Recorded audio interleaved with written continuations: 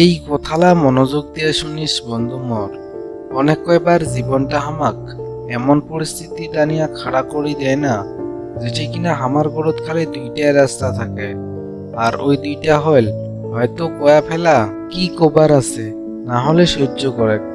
আর এই কথাটা এটে বিশ্বাস করিস, যেই মানসিটা বারে বারে ভাঙি যাওয়ার পরেও চুপচাপ করি নয় না, ওই কমজোরি নহয় দে, ওই এটি ওইটা বুঝা পায়া যায়।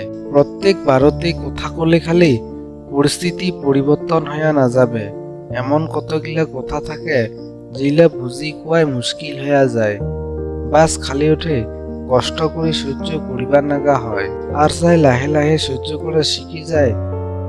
আর ওয়াই কুয়াটা এঠে কম করিয়া ফেলায়, কেননা ওয়াই আর শিকিরা শিকিরি না করে, ওয়াই সবকিছুই অনুভব করিবার পায়।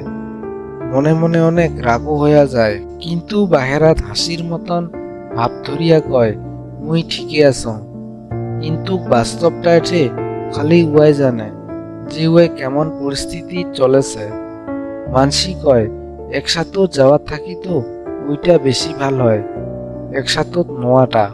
আপনার দুঃখের সময়ত কায় কত সময় আপনার সাথে আগবাড়ে গেছিল, না হয় কায় কত সময় আপনার সাথে আসিল, আর যায় অনেক দেরি পর্যন্ত আপনার সাথে থাকে, ওই আপনার আসল বন্ধু হয়।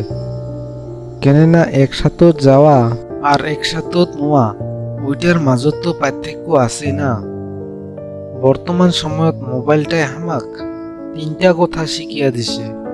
ইয়ার এক নাম্বারটা হল, যেই কথালা আমাক ভাল লাগে, যেই জিনিসটা আমাক ভাল লাগে ওইটা আমার সেভ করিয়া থুই, না হয় ডাউনলোড করিয়া থুই। আর দুই নাম্বারটা হল, যেই কথালা থাকিয়া অন্য মানুষই শুনিয়া ভাল পায় আমা ওইটা ফরওয়ার্ড করিয়া দেই। আর তিন নাম্বারটা, যেই জিনিসটা থাকিয়া আমা দুঃখ পাই, আমা ওই জিনিসটা দেখিয়া অনেক দুঃখ পাই, মন অশান্তি হইয়া যায়। আর আমা ওইটা ফরওয়ার্ড না করি, ওইটা না করিয়া আমা ওইটা ডিলাটে করি। ঠিক সেরকমে তাহলে অল্প ভাবিয়া দেখো তো, প্রত্যেক মানুষে যদি এই তিনটা কথায় নিজের জীবনত খাটায়, তাহলে উহাই কত খুশি হইয়া নবে। মানসির নজরে যদি হামা খারাপ হই, তাহলে খারাপটাই ঠিক আছে, আর যদি হামা নিজের নজরত ঠিক আছে তাহলে ওইটাই ঠিক আছে। যেই মানসিকগুলাই যেমনটা ভাবে আমার বিষয়ে, উহা ওইটা ভাবিবার দে। আমার যদি নিজের নজরত ঠিক আছে তাহলে ওইটাই ঠিক আছে। এই দুনিয়াখানের বিষয়ে তুই যতই কাম করিস না কেন, তথাপিও এই দুনিয়াখান কোনোদিনও খুশি না হবে নিজের জন্য, নিজের পরিয়ালখানের জন্য। যদি আপনি ঠিকই আছেন তাহলে বাস ওইটাই ঠিক আছে। আর ওইলা এতবারই গুরুত্ব দিবা না নাই যে কায় তোর বিষয়ে কি ভাবেছে। যদি আপনার ধারণা হয় যে আপনি আপনার জায়গা ঠিকই আছেন, আর যদি কাহারও মনে দুঃখ না দেন, তাহলে বাস ওইটাই ঠিক আছে।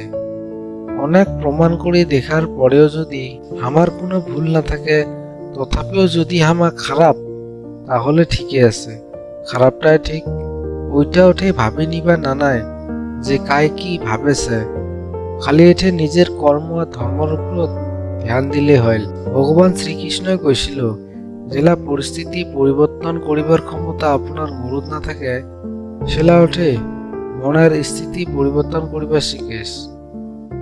জীবনত যে কোনো জিনিসে আপনার কথা মতে চলিবার না পায়, কিন্তু আপনি আপনার নিজের বিচার করার ক্ষমতা, দৃষ্টিভঙ্গি ওইলা নিশ্চয় নিয়ন্ত্রণ করিবার পান।